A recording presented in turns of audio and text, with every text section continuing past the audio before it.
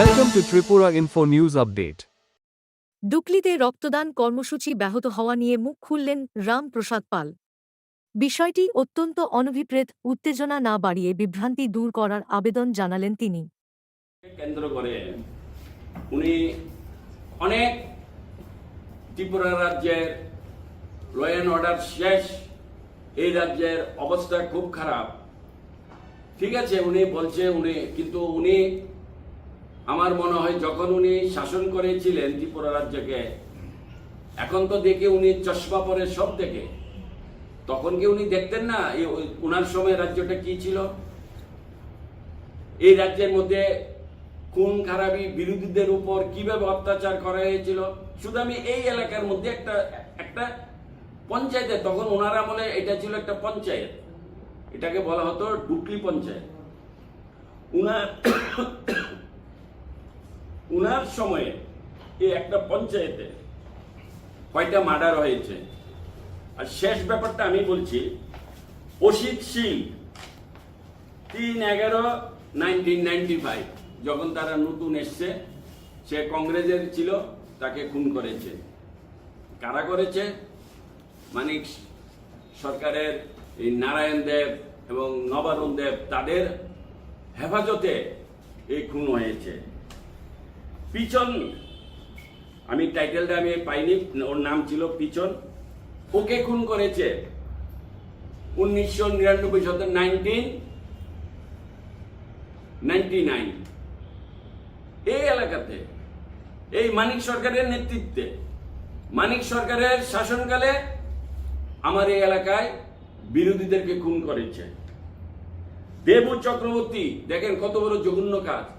দেবু চক্রবর্তী ছেলে এবং তার মা 2016 ফেব্রুয়ারি তাদেরকে খুন করা হয়েছে। কানাই নন্দী নামে একটা বিরোধী কর্মী ছিল, 2004-এ তাকে খুন করা হয়েছে। বিজয় সাহা নামে একজনকে খুন করেছে 2015 সালে। এলাকার মানুষ আমাকে রিপোর্ট দিয়েছে। 2004 সাল আপনার একটা বড় ধরনের, কি বলবো, তখন তার উনার সময়ে আইন কানুন ঠিক ছিল, মানে উনি তখন তো টিনের চশমা পড়তো, চোখে দেখতো না, সেই জন্য হয়তো উনি এগুলি বলছে। মানিক সরকার অবনী রায়ের স্ত্রীকে, এখানের একজন বাসিন্দা রবীন্দ্রনগর, আমার এলাকায়, এই এলাকায় আপনারা খোঁজখবর, আমি যদি এগুলি বলছি যেগুলি আমার কথা না, এগুলি আমার এলাকায়, এই এলাকাতে, অন্য এলাকার কথা তো বলছি না, বাকি তো আমার রয়ে গেছে। শুধু আমার এলাকার একটা পঞ্চায়েত 14টার মধ্যে রবীন্দ্রনগর বাজার আছে এখানে, সেই বাজারে দিন দুপুরে এই অবনী রায়ের স্ত্রীকে বস্ত্র হরণ করেছে। তার চোখ কিছু দিয়ে তার চোখগুলি অন্ধ করে দিয়েছে।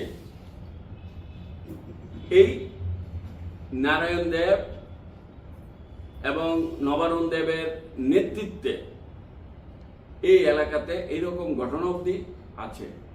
আমি বিধায়ক যখন হয়েছি, আমি নির্বাচনে দাঁড়িয়েছিলাম, তার দুদিন আগের কথা আমি বলছি। আমার নির্বাচনে যে 2018 যে ফেব্রুয়ারিতে যে 18 তারিখ যে নির্বাচন হয়েছিল, তার দুদিনের আগের কথা বলছি। মানিক সরকার বাবু, আপনি শুনুন, আপনার গুন্ডারা, আমার একজন বয়স্ক ব্যক্তি ছিল, আমার বিজেপির কার্যকর্তা ছিল, দুদিন আগে, অর্থাৎ ইলেকশনের প্রচারকাণ্ড শেষ, সেই দিন রাত্রে, যেদিন শেষ হয়েছিল, একজন ভালো ব্যক্তি ছিল, সে আমার পার্টির কাজ টাজ করে, ওই দিন সে বাড়িতে ছিল। রাত্রের বেলা উনার গুন্ডারা গিয়ে, রঞ্জন পাল এন্ড আদার্স, তারা গিয়ে উনার বাড়িতে উঠেছে। উনার উপযুক্ত দুটো মেয়ে ছিল, তারা ওখানে গিয়ে মেয়েকে টেনে এসে ঘর থেকে বের করে আনছে। তারপরে উনার নাম ছিল সন্তোষ পাল। এই সন্তোষ পালের বাড়িতে গিয়ে, দুদিন আগের কথা বলছি, আমাকে খবর দিয়েছে, আমি তখন গিয়েছি, আমিও গিয়েছি, আমার এলাকার কর্মীরাও যখন সবাই ছুটে এসছে, তখন তারা যাওয়ার পথে সন্তোষ পালের বাড়িতে ঘরের ভিতর দাঁড়িয়ে এই সিপিএম এর, এই মানিক সরকারের এই খুন খারাপি, এই মাফিয়া গুন্ডারা ওই দিন বলে গিয়েছিল যে আজকে বেঁচে গেলে লোক আসছে, রেজাল্ট হবে না 3 তারিখ, এই রেজাল্টের একদিন পরে তোর দুই মেয়েকে উঠিয়ে নিয়ে যাব, দেখি তোকে কে বাঁচায়। এবং মেয়েগুলিকে, একটা মেয়েকে তো টেনে আশ্রয় করেছিল, লোকের কারণে এলাকাবাসী যখন ছুটে আসলো তখন আর ওকে নিতে পারেনি, কিন্তু হুমকে দিয়ে গিয়েছিল যে 3 তারিখের পরে তোর মেয়েকে কে বাঁচাতে পারে দেখি। তারপরে এই পিতা, যাকে সন্তোষ পাল যাকে এই হুমকিটা দিয়েছিল, তার মনের মধ্যে একটা টেনশন ঢুকে গেছে যে বিজেপি আসবে না সে তো জানে না, সে বিজেপিকে ভালোবেসে বিজেপির কাজ করেছে। এখন যদি না আসে, এই রঞ্জন পাল এত বড় গুন্ডা ছিল, সিপিএম এর এত বড় গুন্ডা ছিল, এলাকা কাউকে শান্তি দিত না। এই মানিক সরকারের গুন্ডা ছিল ওরা।